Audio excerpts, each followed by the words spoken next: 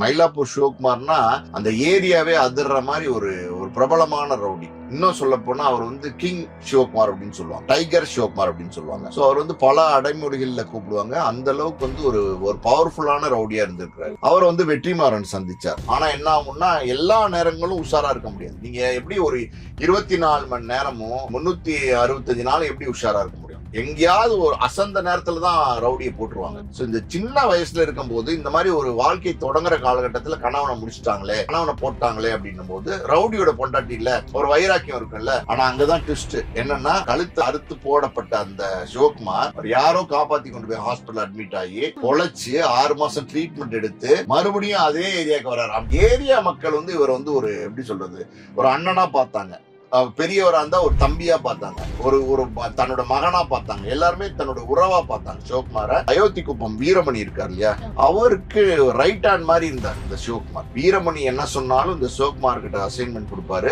சிவகுமார் வந்து அதை முடிச்சிருவார். MGR TV cinema நேயர்கள் அனைவருக்கும் வணக்கம். நான் சுகன்யா அவங்களோட இணையிறது. இன்னைக்கு நம்மளுடைய கான்வர்சேஷன்ல இணையறாங்க ஆஸ்கர் மூவி ப்ரொடியூசர், சினிமா விமர்சகர் பாலாஜி பிரபு சார். அவரை வெல்கம் பண்ணிடலாம். Welcome to the show sir. வணக்கம்.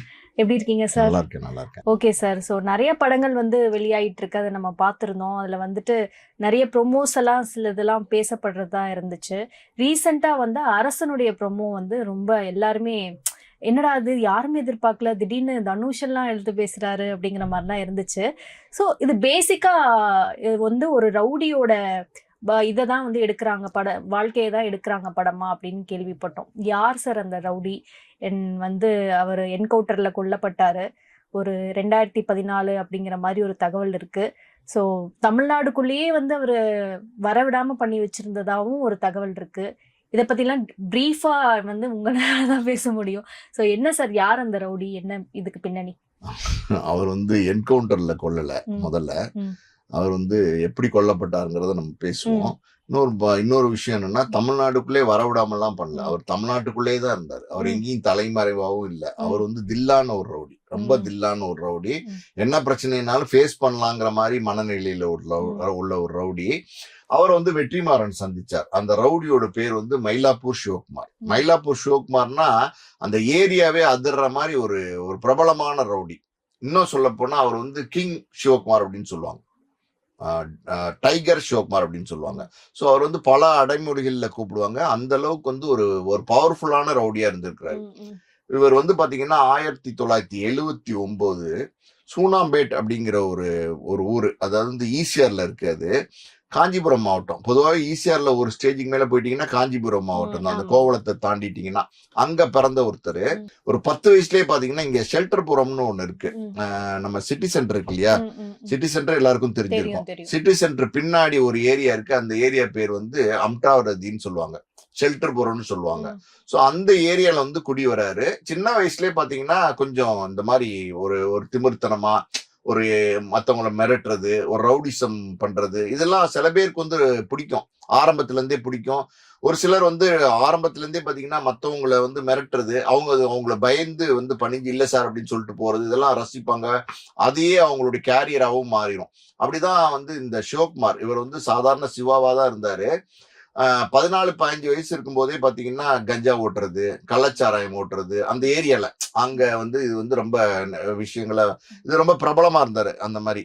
சோ அது கொஞ்சம் கொஞ்சமா வந்து வளர்ந்து வளர்ந்து வளர்ந்து பாத்தீங்கன்னா ஒரு 21 வயசு வாலிபனா வரும்போது கிட்டத்தட்ட ஒரு முழு ரவுடியா உருவாயிட்டாரு. ரொம்ப பவர்ஃபுல்லா இருந்ததுக்கு இன்னொரு காரணம் என்னன்னா, நம்ம அயோத்தி குப்பம் வீரமணி இருக்கார் இல்லையா, அவர் இருந்தாரு, இப்ப இல்ல. அவர் வந்து என்கவுண்டர்ல கொண்டுட்டாங்க. அவருக்கு ரைட் ஹேண்ட் மாதிரி இருந்தார் இந்த சிவகுமார். வீரமணி என்ன சொன்னாலும் இந்த சிவகுமார் கிட்ட அசைன்மெண்ட் கொடுப்பாரு, சிவகுமார் வந்து அதை முடிச்சிருவார்.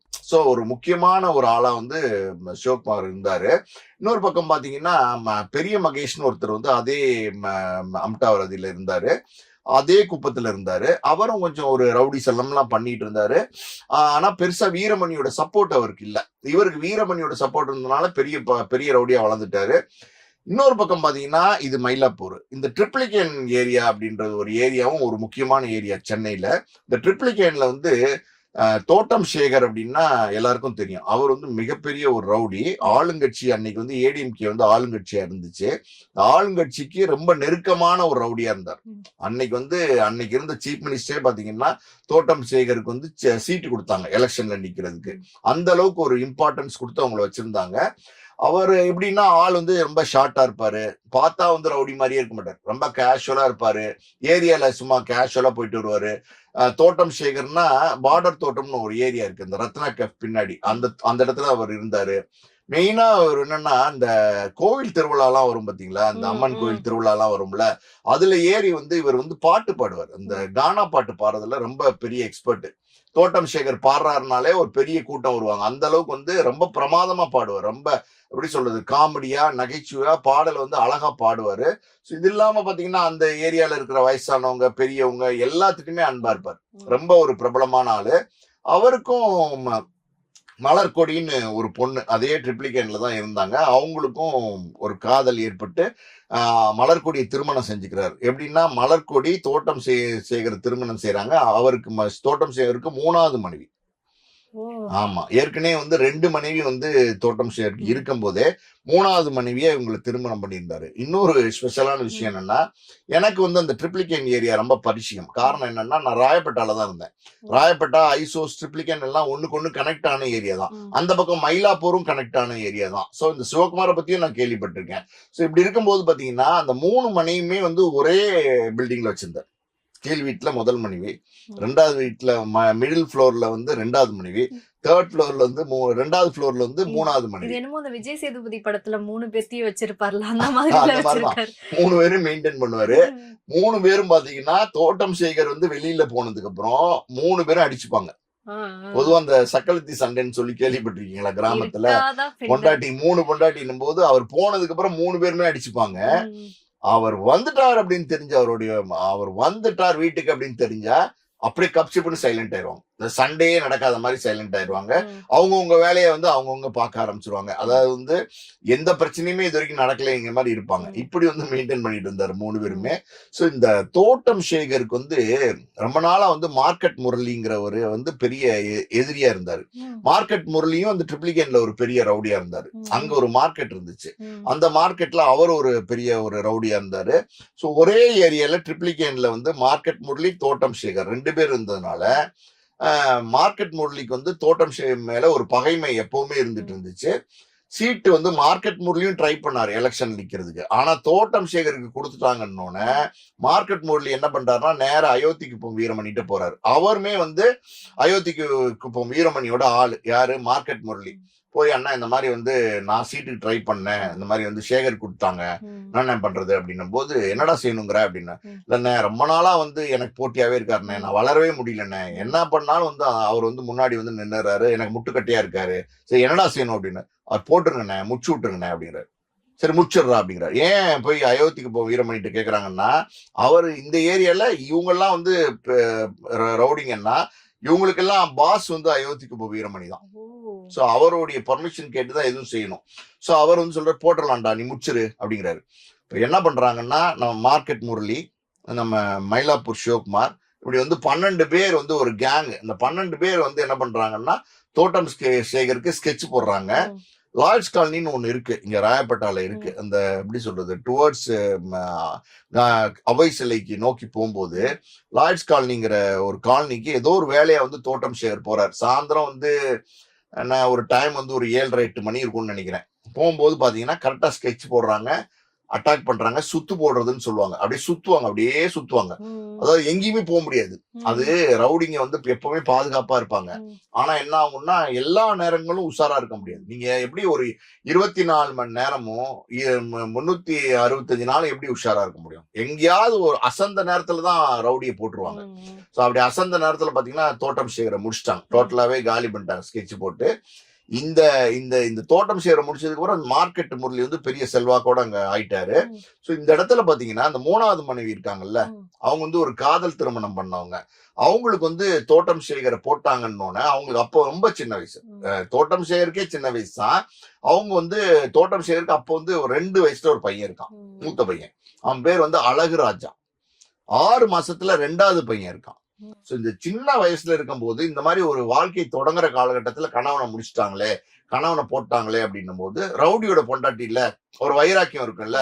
அப்ப அந்த அவங்க ஒரு சபதம் எடுக்கிறாங்க. இதுதான் உண்மை. சபதம் எடுக்கிறாங்க. என்ன அப்படின்னா, என் பையன் அழகுராஜா, அந்த 2 வயசு பையன், அவனை வந்து நான் வளர்த்து பெரிய ஆளாக்கி அவனை வச்சே இந்த 12 பேரையும் முடிக்கிறேன்டா அப்படிங்கிற ஒரு சபதம் எடுக்கிறாங்க. சோ இந்த அழகுராஜாங்கிற பையனுக்கு சோறு ஊட்டும் போது, பால் ஊட்டும் போது, குளிக்க வைக்கும் போது, ஸ்கூலுக்கு அனுப்பும் போது, எல்லா நேரமும் பாத்தீங்கன்னா, டேய் உங்க அப்பாவை போட்டாங்கடா, 12 பேர்டா, இது இவங்க தான்டா 12 பேரு, இவங்களை நீ பெரிய ஆளாகி வந்து போடணும்டா, நீ வந்து டாக்டர் ஆக வேண்டாம், இன்ஜினியர் ஆக வேண்டாம், வக்கீல் ஆக வேண்டாம், எதுவுமே பண்ண வேண்டாம், ஆனா அந்த 12 பேரை போடணும், நீ போடணும்டா, நீ வந்து தோட்டம் சேகருக்கு பிறந்த பையனா நீ போடணும்டா, நீ போட்டே ஆகணும்டா அப்படின்னு சொல்லியே வளர்க்குறாங்க.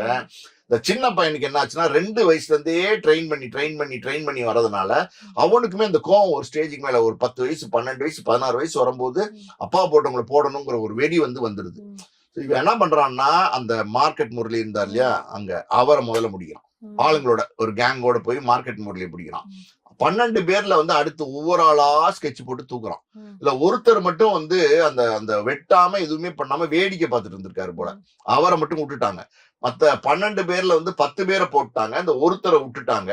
மிச்சம் இருக்கிறது சிவகுமார். சிவகுமார் தான் 12வது ஆளா போயிருந்தார் இந்த தோட்டம் சேகர வெட்டுற அன்னைக்கு. இந்த கேங் சொன்னேன் இல்லையா, மார்க்கெட் முரளி 12 பேர்ல வந்து சிவகுமார் தான் 12வது ஆளா போயிருந்தார், மயிலாப்பூர் சிவகுமார். அவரை வந்து போடுறதுக்கு இந்த பையன் ட்ரை பண்ணிட்டே இருக்கான். இப்படி இருக்கிற காலகட்டங்கள் ஒண்ணு இருக்கு. இதுக்கு நடுவுல வந்து பாத்தீங்கன்னா முக்கியமான ஒரு விஷயம் என்னன்னா, 2002ல இந்த எப்படி சொல்றது தோட்டம் சேகர் வந்து மர்டர் பண்ணிடுறாங்க.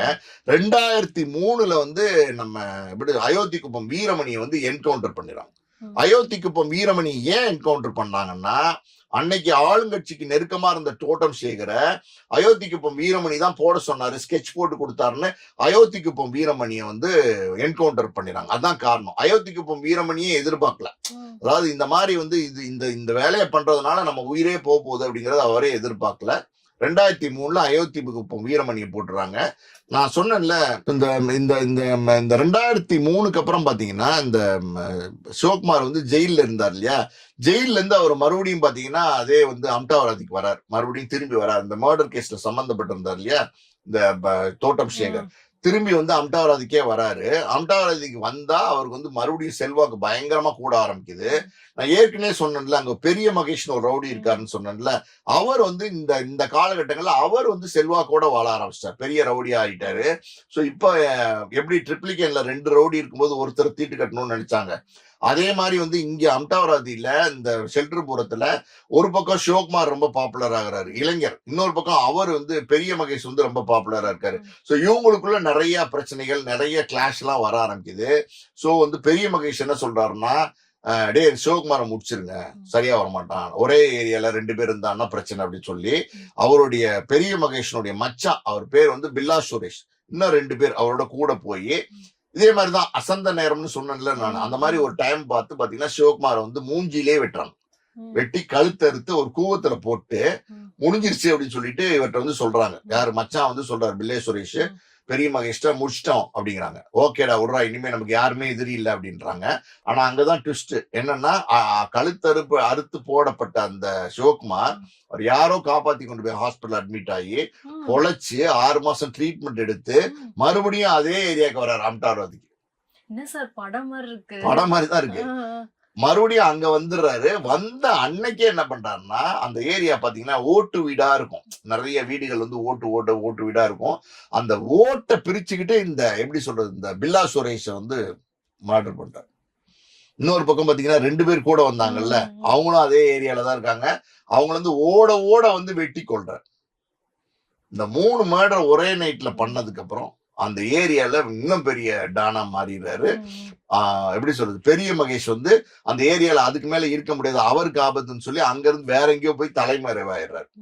நீங்க வந்து இந்த இடத்துல வந்து நம்ம அந்த படத்தை பத்தி பேசுவோம்.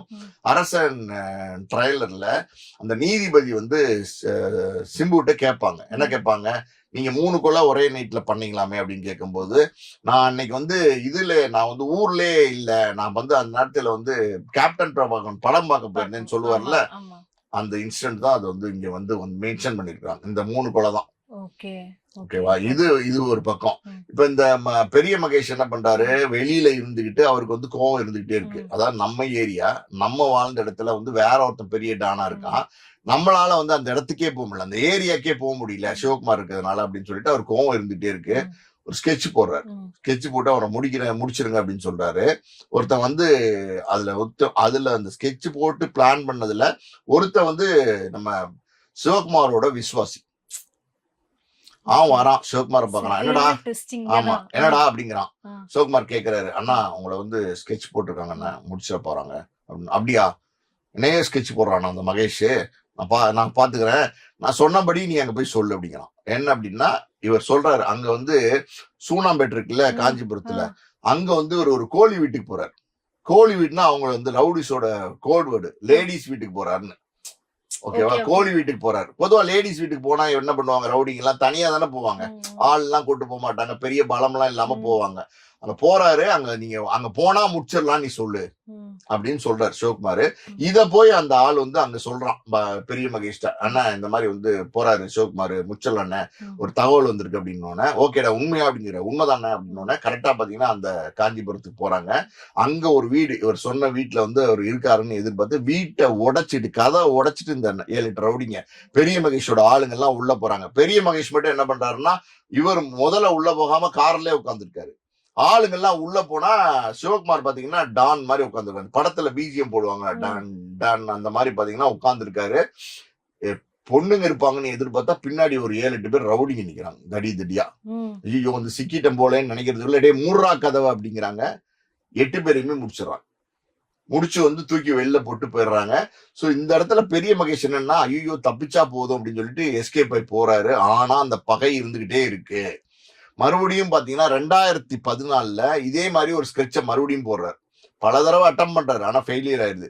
மறுபடியும் போடுற அந்த ஸ்கெட்ச்ல சிவகுமாருக்கு கிட்ட வந்து வினோத்னு ஒருத்தர் வந்து அதுல இருக்கார் அந்த அந்த கேங்ல. அவரும் சிவகுமாரோட விசுவாசி. பொதுவாவே இந்த ஸ்கெட்ச் எது போட்டாலும் யாராவது ஒரு ஆள் வந்து சிவகுமார்ட்ட சொல்லிடுவாங்க. காரணம் என்னன்னா, சிவகுமார் வந்து அந்த ஏரியால வந்து ஒரு வள்ளல் மாதிரி இருந்தார். எல்லாருக்கும் பணம் கொடுப்பாரு. ஒரு ஸ்கூல் ஃபீஸ் கொடுப்பாரு, ஒரு கல்யாணத்துக்கு கொடுப்பாரு, ஒரு கருமாரினா கொடுப்பாரு, ஒரு அவங்க வீட்டுல திருமண விழானா வந்து முன்னாடி நின்று நடத்துவாரு, ஒரு கோயில் விழானா முன்னாடி நின்று நடத்துவாரு. முத்துமாரியம்மன் ஒரு கோயில் இருக்கு அந்த ஏரியால, இப்ப நீங்க போனீங்கன்னா பாக்கலாம். அந்த அந்த கோயிலே வந்து பாத்தீங்கன்னா சிவகுமார் தான் கட்டி கொடுத்திருக்காரு. அந்த முழு கோயிலே அவர் தான் கட்டி கொடுத்திருக்காரு.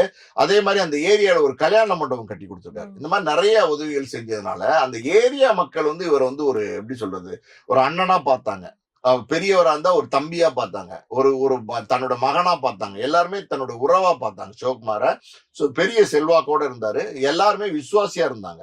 சோ இந்த தடவையும் பாத்தீங்கன்னா இவர் வந்து சொல்றாரு, வினோத்துங்கிற அண்ணன் மறுபடியும் ஸ்கெட்ச் போட்டிருக்கான் அவன் பெரிய மகேஷ் அப்படின்னா. இவர் சொல்றாரு, பெரிய பிரச்சனையா இருக்குடா, நானும் வேணான்னு பார்த்தேன், இனிமே வந்து இது பிரச்சனையை வந்து நீண்டுகிட்டே போகுது, நீ என்ன பண்ணு, போய் வந்து முடிச்சிரு யார, பெரிய மகேஷ் அப்படின்னு சொல்லிட்டு. பெரிய மகேஷ் கூலி ஆட்கள் ஏறி விட்டு சிவகுமாரை கொல்ல அனுப்பினார் இல்லையா, அதே கேங்கு சிவகுமார்ட்ட காசை வாங்கிட்டு சிவகுமாருக்காண்டி பெரிய மகேஷ போட்டாங்க. பெரிய மகேஷே எதிர்பார்க்கல, போட்டு முடிச்சிட்டாங்க. முடிச்சதுக்கு அப்புறம் சிவகுமாருக்கு என்னன்னா, நமக்கு யாருமே பிரச்சனை இல்லை, இனிமே எந்த சிக்கனும் இல்லை, மயிலாப்பூர்ல நம்ம தான் டானு அப்படிங்கிற மாதிரி வந்து தலை நிமிந்து உட்காரும் போது என்ன ஆச்சுன்னா, நம்ம இவர் இருக்காருல்ல அழகுராஜா, தோட்டம் சேரோட பையன், அவர் ஆல்ரெடி வந்து எல்லாரும் ஸ்கெட்ச் போட்டு முடிச்சுட்டே இருந்தாருல்ல, அவர் வந்து 12 பேர்ல வந்து 10 பேரை முடிச்சிட்டாரு. ஒரு ஆளை வந்து வேடிக்கை பார்த்ததுனால விட்டாரு. மிச்சம் இருக்கிறது இந்த சிவகுமார் தான். இந்த சிவகுமாரை முடிக்கணும், எப்படியாவது முடிச்சிடணும் அப்படின்னு வெறியோட அலைஞ்சிட்டு இருக்காரு. ஆனா அவரால் முடிக்கவே முடியல, சிவகுமாரை நெருங்கவே முடியல. காரணம் என்ன அப்படின்னா, சிவகுமாரோடைய விசுவாசியா இருக்காங்க எல்லாருமே. சிவகுமார்ட்ட காசு வாங்கினவங்களா இருக்காங்க, சிவகுமார்ட்ட உதவி பெற்றவங்களா இருக்காங்க. எப்படி வந்து ஸ்கெட்ச் போட்டாலும் அங்க போய் சொல்லிடுறாங்க. இதனால என்ன பண்றாருன்னா, ஒரு தடவை வந்து கேடி தியேட்டர் கிட்ட வந்து சிவகுமார் ஏதோ கார்ல வரும்போது ஸ்கெட்ச் போட்டு அட்டாக் பண்றாரு. ஆனா முடியல, தப்பிச்சிடுறாரு சிவகுமார். அதுக்கப்புறம் சிவகுமாருக்கு ஒரு காதல் கதையும் இருக்கு. சூர்யான்னு ஒரு பொண்ணு, அதே மயிலாப்பூரை சேர்ந்த ஒரு பொண்ணு.